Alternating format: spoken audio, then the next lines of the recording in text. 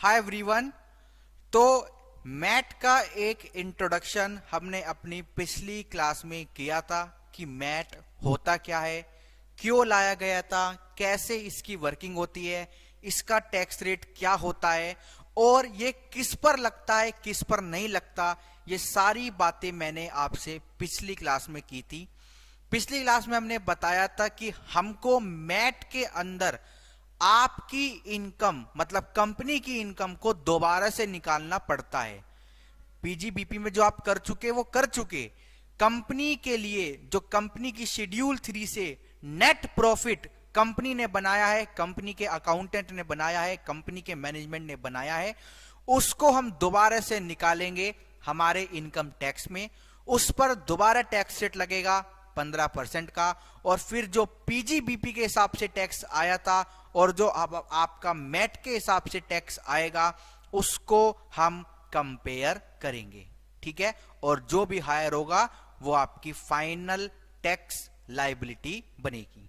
चलिए, तो मैं आज आपको फेज 2 में लेकर आया हूं। जैसे कि मैंने आपको बताया था कि ये चैप्टर आपका मतलब ये टॉपिक आपका 3 फेज में चलेगा। पहला फेज जो आपका पहला फेज था वो मैंने आपको इंट्रोडक्शन में बता दिया। फेज 2 जो आज है आपका वो बड़ा इंपॉर्टेंट है, क्योंकि आज हम देखेंगे कि क्या चीज आपकी ऐड होती है और क्या माइनस होती है। दोबारा से बोलना चाहूंगा, ये वेरी इजीएस्ट टॉपिक है आपके पूरे फाइनल डीटी का, और कम से कम 12 से 15 नंबर का एग्जाम में कंपलसरी आता ही आता है। ऑल राइट, चलिए तो शुरुआत करते हैं आज की क्लास की। लिखेंगे, हेडिंग डालेंगे, चलिए हेडिंग डालेंगे explanation 1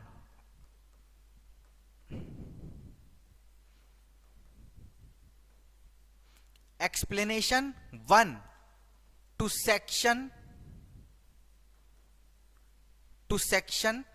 115 JB to section 115 JB. और इसका हेडिंग क्या है, लिखेंगे computation and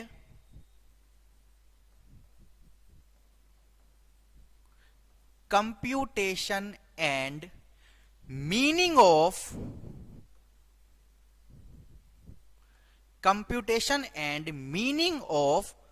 book profit.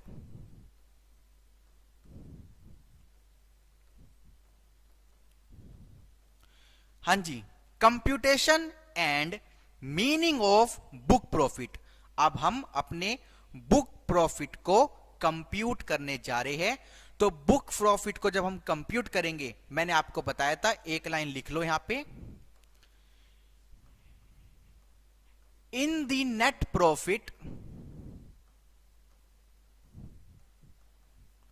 Of company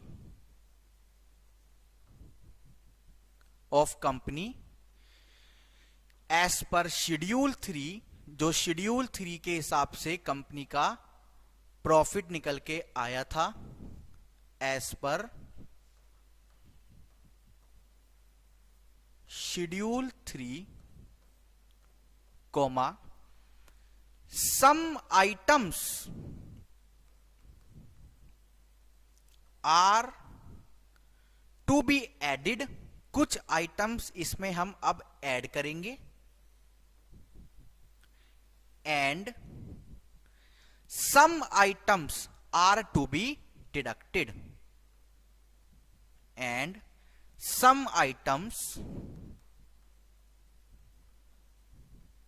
are to be deducted.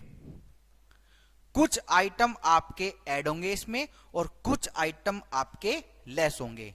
चलिए अब हम यहां पर हेडिंग बना लेते हैं, आइटम्स टू बी एडिड।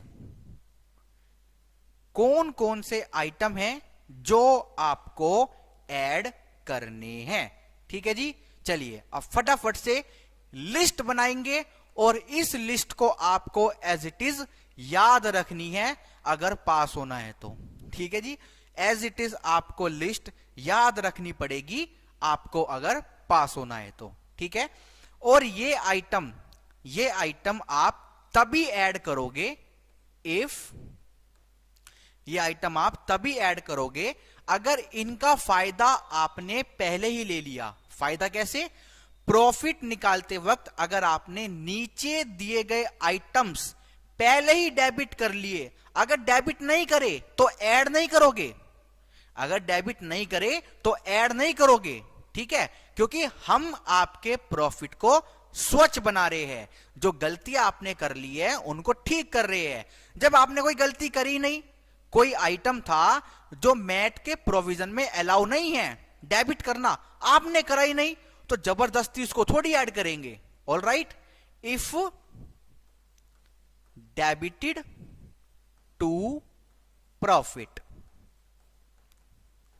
चलिए अब देखते हैं वो क्या आइटम्स है जो आपके ऐड होने वाले हैं।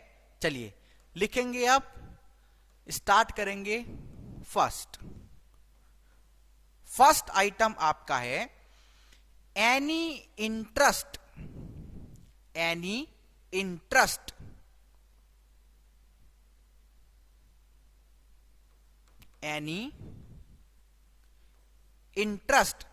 Under income tax act.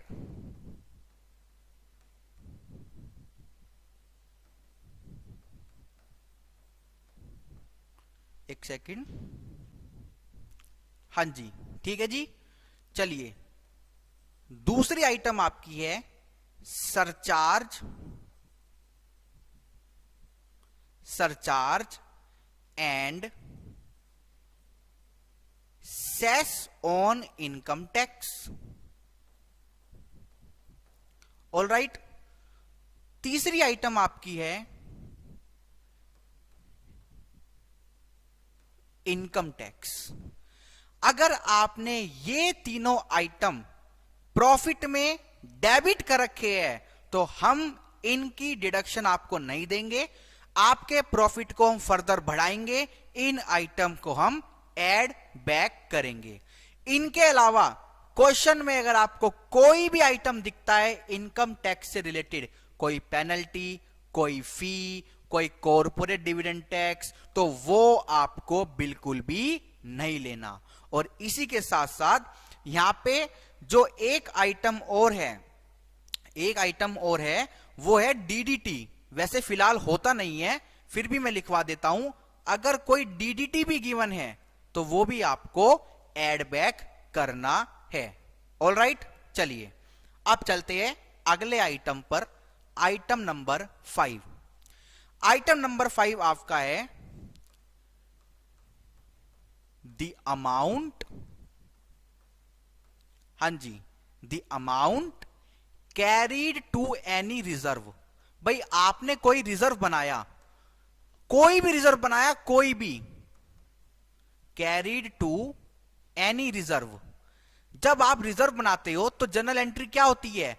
Reserve आपकी लायबिलिटी में जाता है तो क्रेडिट इफेक्ट, और प्रॉफिट कम होता है तो debit effect.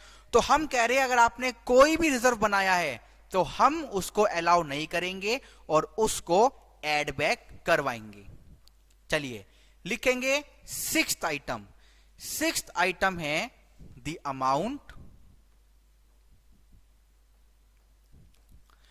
Amount set aside. आपने कोई अमाउंट को अलग रखा निकाल के, ठीक है, set aside to provisions for uncertain liability. जो लाइबिलिटी आपको पता ही नहीं थी कि होगी या नहीं, आपने किसी कंटिजेंट लाइबिलिटी का प्रोविजन बना लिया तो हम उस प्रोविजन को एड बैक कराएंगे। ठीक है, हम उस प्रोविजन को एड बैक कराएंगे। अब इसमें एक नोट लिखेंगे पॉइंट नंबर 6 में। नोट कहता है however if the provision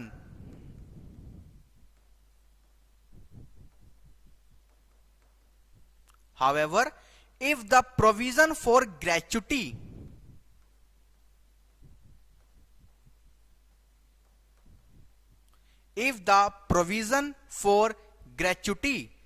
has been made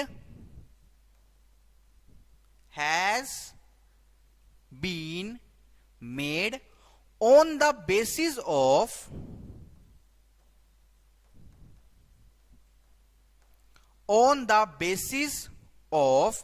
actuarial valuation, spelling गलत कर दी मैंने,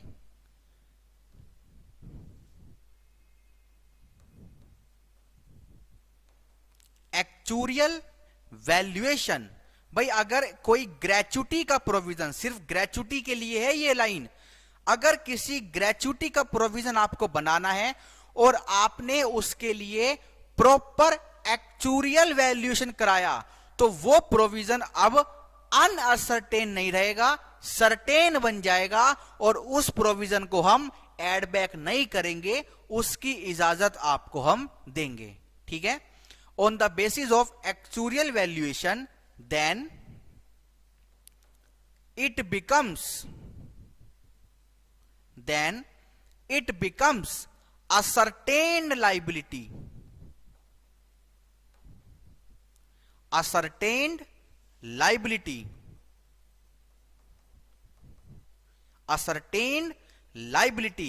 and not be added back, और इसको आपको एड बैक नहीं करना। अगर डेबिट हुआ है तो आप इसको डेबिट ही रहने दो, हम इसको एड बैक नहीं करेंगे। ऑल राइट, चलिए अब चलते हैं पॉइंट नंबर 7 पर। पॉइंट नंबर 7 क्या कहता है, लिखेंगे द अमाउंट, हाँ जी, the amount by way of provisions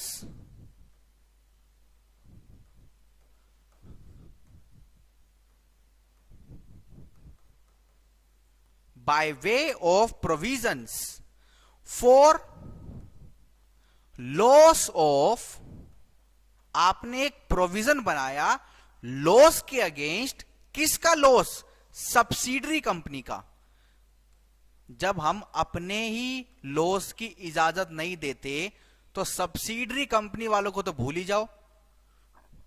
मतलब अभी हमने ऊपर बोला कि कोई भी प्रोविजन बनाओगे एड बैक करा देंगे, आप कह रहे हो हमने अपनी सब्सिडरी कंपनी का बनाया है, इसकी छूट दे दो। ऐसे कैसे दे देंगे भाई छूट, ठीक है, तो इसकी भी छूट हम आपको नहीं देंगे।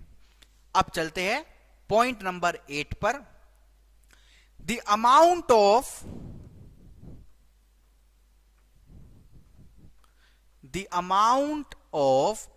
डिविडेंड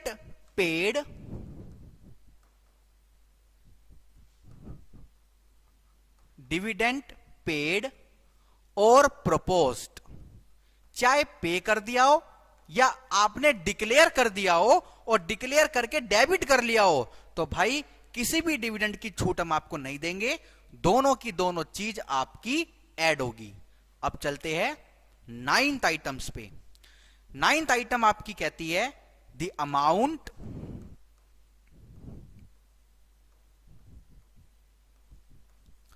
हाँ जी, एक बार मैं चेक कर लेता हूं कि कोई आइटम आपका अभी तक स्किप तो नहीं हो गया, नहीं सब कुछ ठीक है। The amount of expenditure, the amount of expenditure related to exempted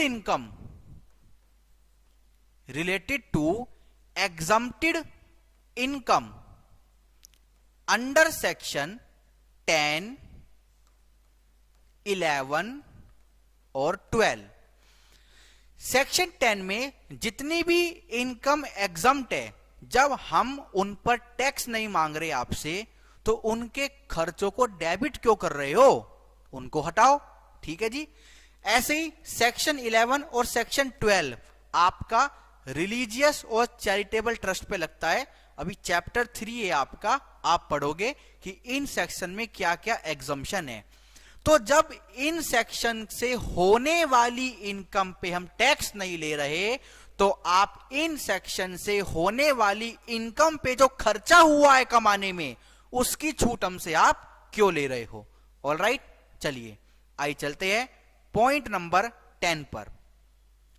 point number 10 है the amount of expenditure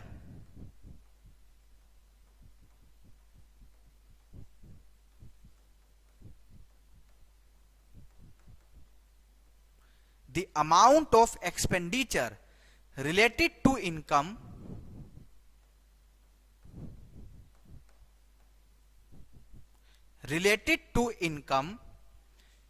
being share of profit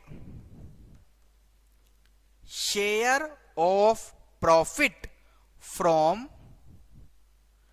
AOP, association of person, if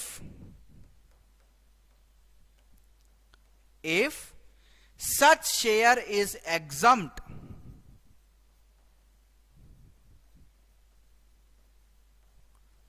under section 86। होता क्या है, आपने एओपी में पढ़ा होगा कि जो हमारी एसोसिएशन ऑफ पर्सन होती है वो बिजनेस करती है, खर्चे माइनस करती है, जो प्रॉफिट बचता है उस पे टैक्स दे देती है। टैक्स माइनस करने के बाद जो उसके बाद जो प्रॉफिट बचता है, प्रॉफिट आफ्टर टैक्स, वो डिस्ट्रीब्यूट हो जाता है मेंबर्स में। तो कंपनी को अगर कोई ऐसा हिस्सा मिला है जो ऑलरेडी एग्जम्प्ट है क्योंकि वो टैक्स फ्री है, तो जब हम उस पर टैक्स नहीं ले रहे तो उससे रिलेटेड खर्चों को भी हम आपको इजाजत नहीं देंगे, उनको हम एड बैक कराएंगे। ठीक है जी। आपको मैं आगे जाने से पहले एक बात बता देता हूं, जितने भी खर्चे हम यहां पर एड बैक कर रहे हैं, अभी जब हम माइनस वाली लिस्ट में जाएंगे तो उनसे रिलेटेड इनकम को भी माइनस करेंगे। ऑलराइट, आइए अब हम चलते हैं पॉइंट नंबर 11 पर। पॉइंट नंबर 11 कहता है the expenditure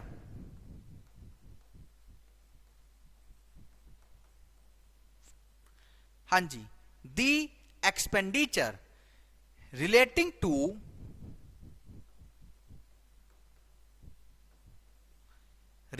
to following income,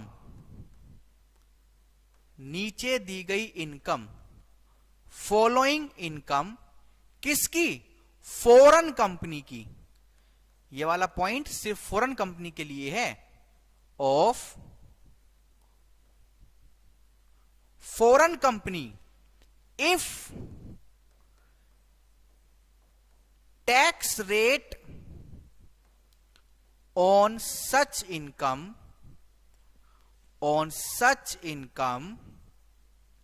is less than 15%।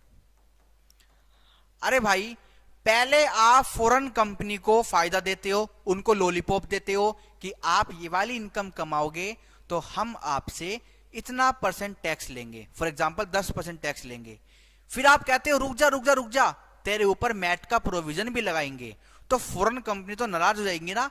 तो आपने अभी जितने भी टैक्स रेट पड़े हमारे चैप्टर 1 में और चैप्टर 2 में कंपनी के लिए, वहां पर जहां पर भी फॉरेन कंपनी आया था और फॉरेन कंपनी की किसी इनकम में अगर 15% से कम टैक्स लग रहा है, सर हम 15% से क्यों कंपेयर कर रहे हैं? क्योंकि 15% मैट का रेट है, 15% मैट का रेट है। तो हम फॉरेन कंपनी को मैट के प्रोविजन से रिलीज करना चाहते हैं, क्योंकि हम पहले ही वादा कर चुके कि फॉरेन कंपनी तेरी इस इनकम पे हम इतना परसेंट टैक्स लेंगे।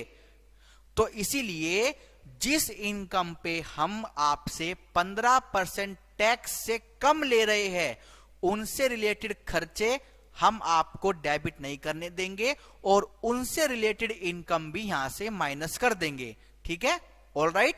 मतलब वो आपके नॉर्मल रेट से टैक्सेबल होगी, मैट के रेट से टैक्सेबल नहीं होगी।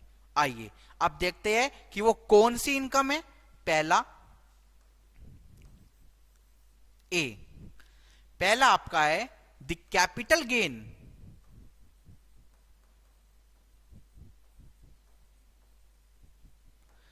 The capital gain arising on transaction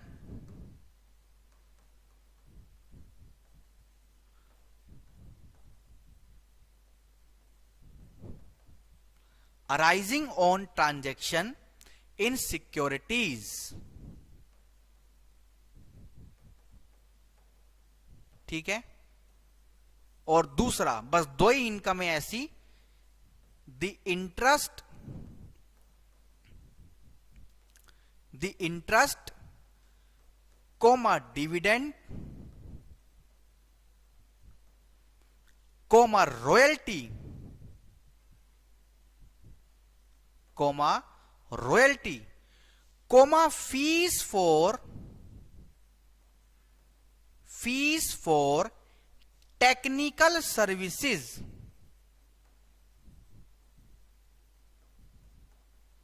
fees for technical services taxable under section 115A से लेकर 115 BBG। ये सारे सेक्शन आपको मैं पढ़ा चुका हूं, तो उनको एक बार दोबारा से देखना, आपको वहां पे पता लगेगा कि फॉरेन कंपनी की कहां कहां पर जरूरत आई है। तो ये था आपका 11th आइटम। चलते हैं आइटम नंबर 12 पर।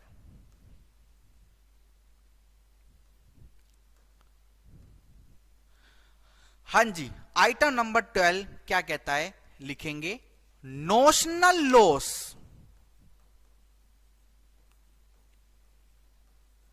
नोशनल लॉस ऑन ट्रांसफर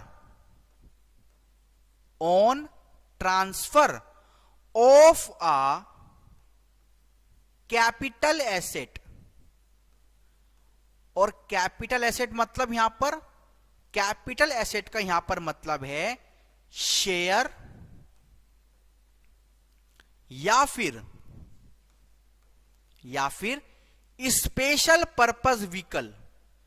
ये स्पेशल पर्पस व्हीकल क्या होता है, एक ऐसी एंटिटी, मतलब एक ऐसी कंपनी आपने खोली जिसको नॉर्मल बिजनेस एक्टिविटी में इन्वॉल्व नहीं किया आपने उसको टैक्स की चोरी करने में इन्वॉल्व कर लिया, उसके ऊपर लाइसेंस कोई लेना था इसलिए उस कंपनी का जन्म कर लिया। मतलब आपने गलत काम करने के लिए कोई एंटिटी खोली, कोई स्पेशल पर्पस अचीव करने के लिए कोई आपने नकली एंटिटी खोली और उसको बेचा। ठीक है, स्पेशल पर्पस व्हीकल, इन दोनों को बेचने पर कोई आपको नोशनल लॉस हुआ।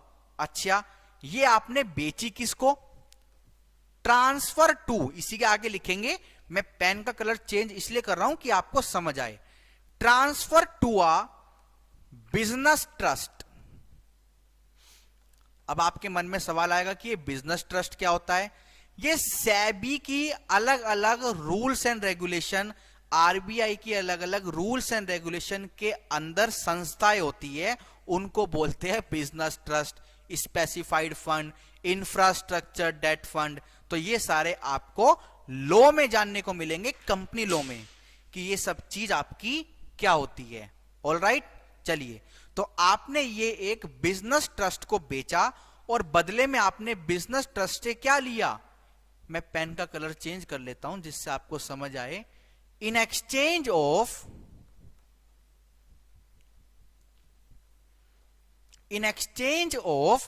बदले में बिजनेस ट्रस्ट ने आपको अपनी यूनिट दे दी। ठीक है, बदले में आपको अपनी unit they the. In exchange of units of such business trust. भाई आपको पैसा नहीं मिला, आपको चीज के बदले चीज मिल गई, बार्टर सिस्टम हो गया। ये तो बार्टर सिस्टम हो गया। तो अगर मैंने ये आपको माउस दिया और आपने मेरे को फोन दिया तो फायदा किसका हुआ, आपका, बट जेब में तो कुछ आया नहीं, नोशनल लॉस तो हुआ ना। अगर नोशनल लॉस आपने डेबिट कर रखा है, हम उसको एड बैक कराएंगे। In exchange of unit of such business trust, in exchange of units of such business trust. ठीक है, अब ये तो हो गया पहला पॉइंट आपका। अब इसी में आगे लिखेंगे और, या तो आपके साथ ये वाली घटना हुई, दूसरा और, दूसरी घटना क्या कहती है, और द अमाउंट, ये वाला पॉइंट बड़ा अच्छे से समझेंगे क्योंकि बच्चों को बहुत कंफ्यूजन होती है इस वाले पॉइंट पे। और the amount representing,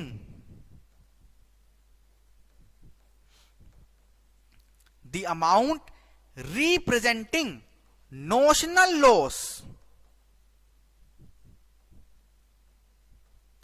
the amount representing notional loss. Notional loss कोई भी अमाउंट जो कह रहा है कि ये नोशनल लॉस हुआ है, क्यों, ड्यू टू, ये लॉस कैसे हुआ, ड्यू टू, लिखेंगे due to change in carrying amount, जिसको हम बुक वैल्यू भी बोलते हैं, जिसको हम बुक वैल्यू भी बोलते हैं, change in carrying amount of units of such business trust. भाई आपने अपना शेयर, आपने अपना स्पेशल पर्पस व्हीकल एक बिजनेस ट्रस्ट को दिया, बदले में यूनिट ले ली। एक तो वहां पर नोशनल लॉस हो सकता है या गेन भी हो सकता है, अभी तो हम लॉस की बात कर रहे हैं। जब आपके पास यूनिट आ गई और उसकी बुक वैल्यू में फ्लक्चुएशन हुआ, उसकी कैरिंग वैल्यू में फ्लक्चुएशन हुआ, तो वो भी नोशनल लॉस हो सकता है। हम तो कह रहे हैं भाई दोनों अगर डेबिट कर रखे हैं ना तो दोनों को एड बैक कराएंगे। ठीक है, कैरिंग अमाउंट यानी कि book value of such business trust, units of such business trust.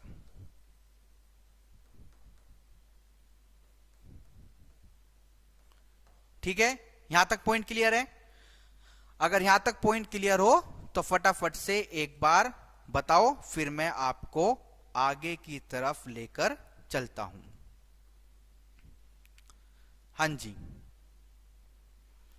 हां जी, तो आपका पॉइंट नंबर 12 में पहला नोशनल लॉस, दूसरा नोशनल लॉस। अब तीसरा एक और पॉइंट यहां पे निकल के आता है, लिखेंगे और। सर ये क्या करवा रहे हो भाई, ये तो करना ही पड़ेगा ना। थर्ड पॉइंट लिख के आता है, थर्ड पॉइंट आपका कहता है द अमाउंट ऑफ,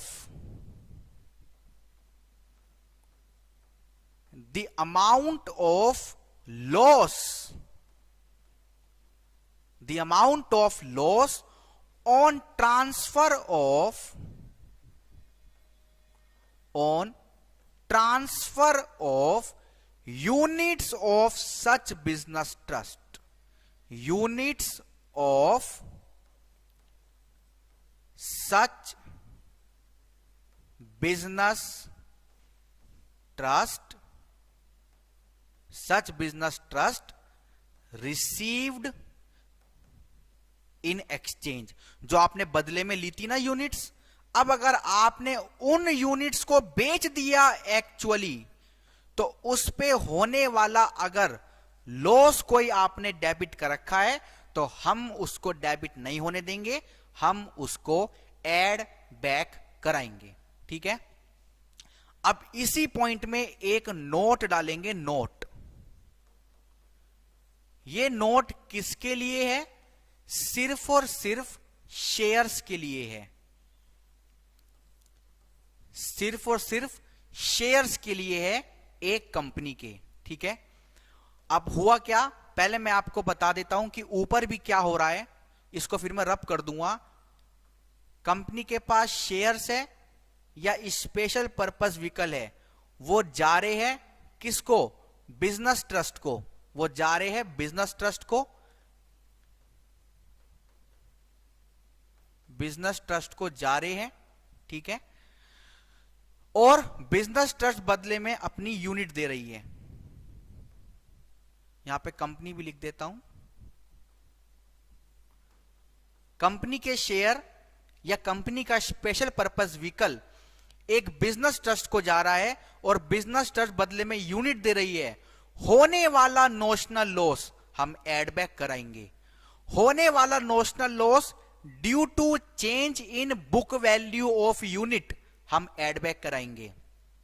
होने वाला लॉस अगर आप उस बिजनेस ट्रस्ट की यूनिट को बेच रहे हो तो हम एड बैक कराएंगे। अब हम आते हैं शेयर्स पर। हुआ क्या, पहले यहां पर हम थ्योरी लिखेंगे एक बार। थ्योरी क्या कहती है, गेन ऑन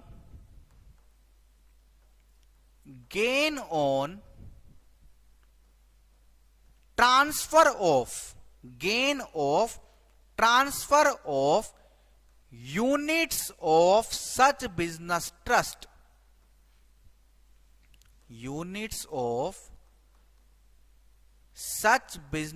trust, जो आपको बदले में मिली, received in exchange, जो आपको बदले में मिली, received in exchange, कंप्यूटिंग, आपने ये गेन कैसे निकाला, कंप्यूटिंग बाय टेकिंग, आपने क्या क्या चीज ली, by taking cost of shares, या फिर बाय टेकिंग की जगह मैं यहां पे फॉर्मूला लिखवा देता हूं, फॉर्मूला लिखवा देता हूं, गेन इक्वल्स टू, आपने क्या लिया, कॉस्ट ऑफ शेयर्स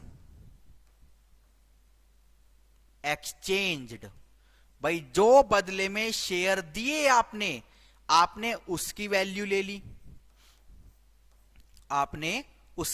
ली, फिर इसमें से हम माइनस करेंगे, इसमें से हम क्या माइनस करेंगे, इसमें से हम माइनस करेंगे computing by taking into account the cost of shares exchange with unit. ठीक है, आपको जो एक गेन हुआ है ट्रांसफर पर यूनिट्स की, किसकी, बिजनेस ट्रस्ट की, ये आपको कंप्यूट करनी है। एक तो आपको कॉस्ट ऑफ शेयर्स लेनी है, या फिर अगर आपके पास कॉस्ट ऑफ शेयर अवेलेबल नहीं है तो यहां पे दूसरा पॉइंट है, कॉस्ट ऑफ शेयर अगर आपके पास अवेलेबल नहीं है तो आप क्या ले सकते हो, कैरिंग अमाउंट,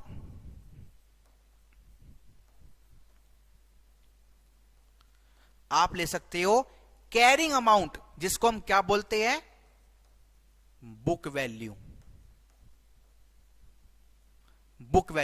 किसकी, शेयर्स की, shares at the time of, बिल्कुल ऐसे ही लिखेंगे, कुछ नहीं सोचना कि सर कैसे लिखवा रहे हैं, हमारी कॉपी कैसे लिखेंगे, जैसे लिखवा रहा हूं वैसे ही लिख लो। ये बिल्कुल लाइव हैंड रिटन नोट्स आपके बन रहे हैं, इससे बेहतर और कुछ नहीं हो सकता। Of shares at the time of exchange, at the time of exchange,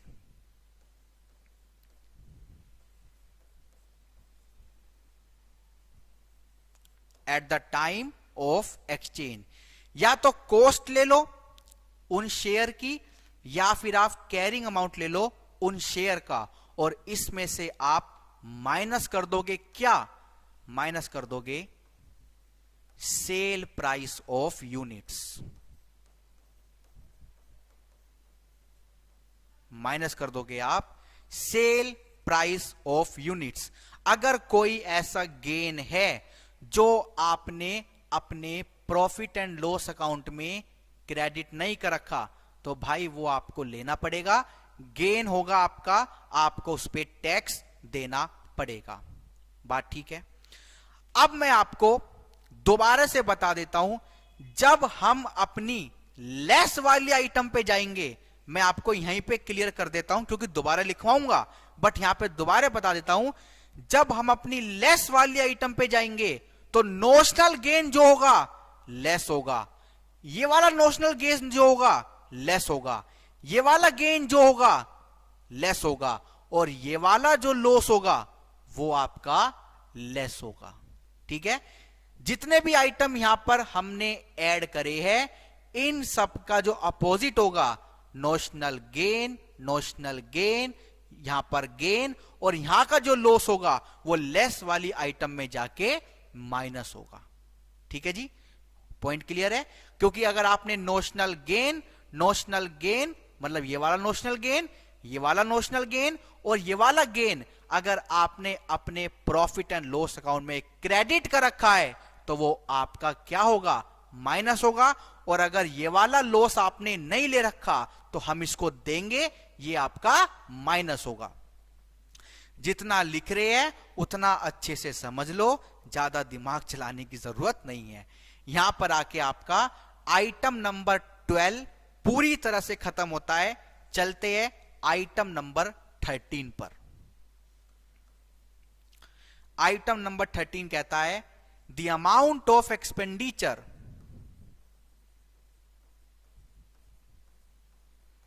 the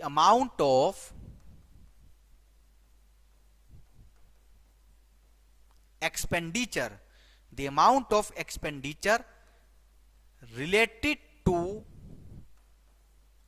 the income by way of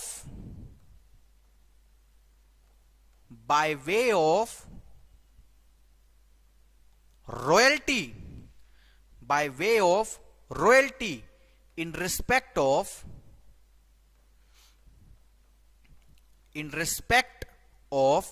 patent. हमने एक अलग से सेक्शन पढ़ा था, पेटेंट टैक्सेबल अंडर सेक्शन, क्योंकि इस वाले सेक्शन में भी टैक्स रेट 15% से कम लगता है। टैक्सेबल अंडर सेक्शन 115 BBF 10% का यहां पे टैक्स रेट लगता है। तो भाई जिस इनकम पे हम 15% टैक्स नहीं ले रहे तो उस इनकम का खर्चा भी हम आपको नहीं देंगे। चलते हैं पॉइंट नंबर 13 तो यही था शायद, 14 पर। पॉइंट नंबर 14 पर चलते हैं। आइए लिखेंगे द अमाउंट ऑफ डेप्रीशिएशन। अब यहां पे जरा समझेंगे लॉजिक क्या है। आपको मैं पूरी कहानी बता देता हूं। जब आप मैट के प्रोविजन के अकॉर्डिंग बुक प्रॉफिट निकाल रहे हो तो पीजीबीपी में जो हम करते थे ना, इनकम टैक्स का अलाउ करेंगे, आपका नहीं करेंगे, तो यहां पर ऐसा नहीं चलेगा। यहां पे कंपनीज एक्ट का ही डेप्रीशिएशन अलाउ होगा और वही आपका डिसअलाउ होगा। फर्क क्या होगा मैं आपको बता देता हूं। दो फिगर है, डेप्रीशिएशन है आपका 55,000 रुपए। क्वेश्चन में दो फिगर आपको गिवन होगी, फिर आपको गिवन होगा डेप्रीशिएशन ₹60,000 और ब्रैकेट में लिखा होगा including depreciation on revalued figure. आपको अलग से क्वेश्चन बोलेगा कि जो रिवैल्यूड फिगर पे डेप्रीशिएशन है ना, वो भी है हमारे पास। ऑन रिवैल्यूड फिगर ₹5,000 या ₹15,000। ये कह रहे हैं 60,000 का जो डेप्रीशिएशन है ना, इसके दो टुकड़े हैं। एक तो नॉर्मल है 45,000 और एक आपका रिवैल्यूड पे है 15,000। तो जो ये रिवैल्यूड वाला डेप्रीशिएशन है ना, इसकी छूट हम आपको नहीं देंगे, इसकी छूट हम आपको नहीं देंगे। तो ऐड वाली आइटम में हम क्या कर रहे हैं, सारा का सारा डेप्रीशिएशन ऐड कर रहे हैं। जब हम लेस वाली आइटम में जाएंगे तो क्या करेंगे, डेप्रीशिएशन की छूट देंगे, बट सिर्फ और सिर्फ 45,000 की, ना कि 15,000 की। ठीक है, बात क्लियर है? ना कि 15,000 की, हम सिर्फ और सिर्फ 45,000 की छूट आपको देंगे। अगर मैं आपका ये वाला पॉइंट डिलीट कर दूं तो हम पहले 60,000 ऐड करेंगे और फिर आगे जाके 45,000 माइनस करेंगे, या फिर आप सीधा का सीधा 15,000 ऐड कर दो, वो तो आप अपने अकॉर्डिंग कुछ भी कर सकते हो। ठीक है, अब मैं यहां से इसको रब कर रहा हूं, लिखना हो तो लिख लेना, बट अभी हम सिर्फ आगे चलते हैं। अभी के लिए आपको क्या करना है, डेप्रीशिएशन क्वेश्चन में देखते ही आपको उसको एड बैक कर देना है। और किसका एड बैक करोगे, कंपनीज एक्ट वाला। इनकम टैक्स का डेप्रीशिएशन मैट के प्रोविजन में भूल जाओ। क्वेश्चन में गिवन होगा, आप कहना कि बेटा तू अपने घर जा, हमें तेरी जरूरत नहीं है। चलते हैं पॉइंट नंबर 15 पर। पॉइंट नंबर 15 कहता है the amount of deferred tax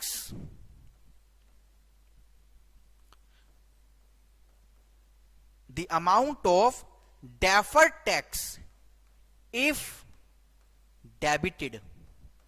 अगर डेबिट कर रखा है तो हम अलाउ नहीं करेंगे, एड बैक करवाएंगे। और लेस वाली आइटम में जब जाएंगे, अगर आपने डेफर्ड टैक्स क्रेडिट किया है तो हम उसको माइनस करवाएंगे। पॉइंट नंबर 16 पे चलते हैं। पॉइंट नंबर 16 कहता है द अमाउंट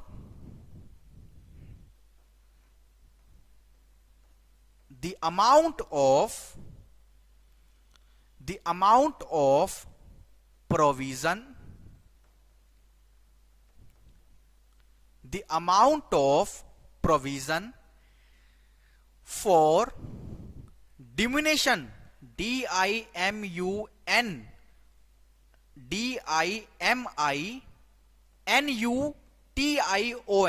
स्पेलिंग ठीक करेंगे, DIMINUTION। दोबारा लिख देता हूं, कॉम्प्लिकेटेड सी स्पेलिंग है, DIMINUTION,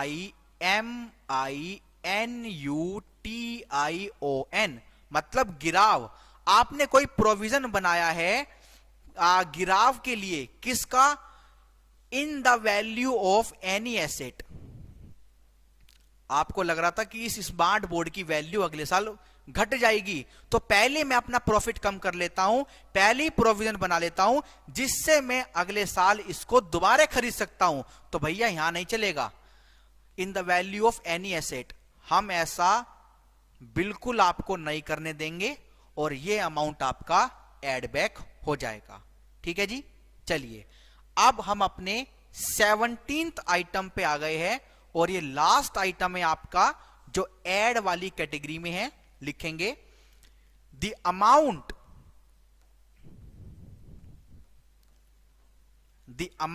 standing in revaluation reserve, standing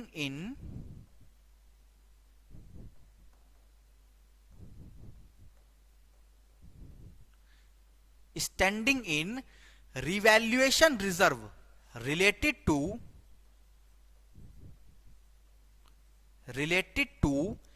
revalued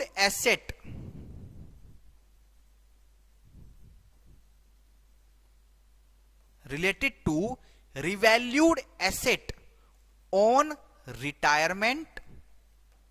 आपकी एसेट बेचारी रिटायर हो गई, या आपने उसको बेच दिया, डिस्कार्ड कर दिया, कुछ भी कर दिया, और disposal of such asset, comma लगा के लिखेंगे if not credited to P&L। भाई ये टैक्सेबल है, अगर आपने पहले ही क्रेडिट कर रखा है तो दोबारा ऐड मत कर देना। अगर क्रेडिट नहीं कर रखा, क्वेश्चन में फुटनोट में कहीं लिखा है, तो आपको ऐड बैक करना है। ठीक है, एक बार मैं आइटम देख लेता हूं कि मैंने सारी लिखवा दी है ना, कोई छूट ना जाए। चेक कर लेते हैं, revaluation, provision, deferred tax, depreciation, royalty, notional loss, gain, सब करा दिया मैंने यहां पर। फिर आपका ये भी करा दिया फॉरेन कंपनी का। ठीक है, एक बार पीछे चलते हैं। उसके बाद एओपी मैंने करा दिया, आपका एग्जम्प्टेड करा दिया, डिविडेंड करा दिया, प्रोविजंस करा दिया, असरटेन वाला करा दिया, रिजर्व करा दिया और टैक्स करा दिया। हां जी, तो दोस्तों ये 17 आइटम आपको एज इट इज लर्न करनी है। सारा लॉजिक मैं आपको इनके पीछे का दे चुका हूं। जब मैं माइनस वाली आइटम पे आऊंगा तो आधी से ज्यादा आइटम तो यहीं से आएगी। भाई जिस इनकम के रिलेशन के खर्चों को हमने डिसअलाउ किया है उस इनकम को भी टैक्सेबल नहीं करेंगे, माइनस कर देंगे। जो जो नोशनल लॉस या गेन यहां पर ऐड हुए हैं वहां पर माइनस होंगे। ठीक है, रिजर्व से पैसा निकाला तो यहां पे हमने ऐड करा, रिजर्व में डालोगे तो वहां पे लेस करेंगे। प्रॉफिट को अगर आपने छेड़ा तो हम वो ठीक कर रहे हैं। ऑलराइट, तो इसी के साथ इन आइटम्स को अच्छे से याद कर लो, समझ लो। अगले लेक्चर में तभी आना जब ये आइटम आपके टिप्स पे हो जाए। ठीक है, चलिए मिलते हैं अगले लेक्चर में नई बातों के साथ। ऐसे लिखेंगे, अपने नोट्स बनाएंगे, एक एक पॉइंट को अच्छे से समझेंगे। अगर हैंड रिटन नोट आपके पास है तो कोई भी ताकत आपको दुनिया की फेल नहीं करा सकती। ऑलराइट, चलिए, thank you so much, bye bye.